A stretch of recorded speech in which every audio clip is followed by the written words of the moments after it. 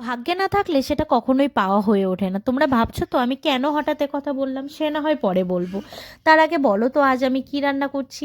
হ্যাঁ, আজ আমি মুরগির চামড়া গিলে মেটে এগুলোই রান্না করছি। তো তোমরা অনেকেই এগুলো ভীষণ পছন্দ করো, অনেকে বা পছন্দ করো কিন্তু লজ্জার জন্য বলতে পারো না, কিন্তু আমরা এটা ভীষণ পছন্দ করি। তো আজ বর বাজার থেকে আসার সময় বেশ খানিকটা মুরগির চামড়া গিলে মেটে এগুলো এনে হাতে দিয়ে বলল, বেশ মজা করে কষিয়ে রান্না করো তো। আর বরের যেমন কথা আমার তেমন কাজ।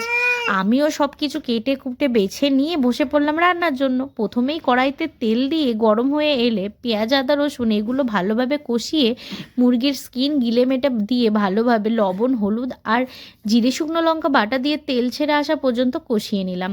তারপর যখন এগুলো সিদ্ধ হয়ে গেল তখন উপর দিয়ে গরম মশলা ছড়িয়ে দিয়ে কষা কষা নামিয়ে নিলাম।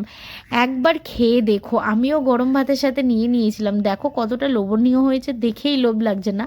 তোমরাও একবার খেলে পুরো প্রেমে পড়ে যাবে, কথা দিলাম।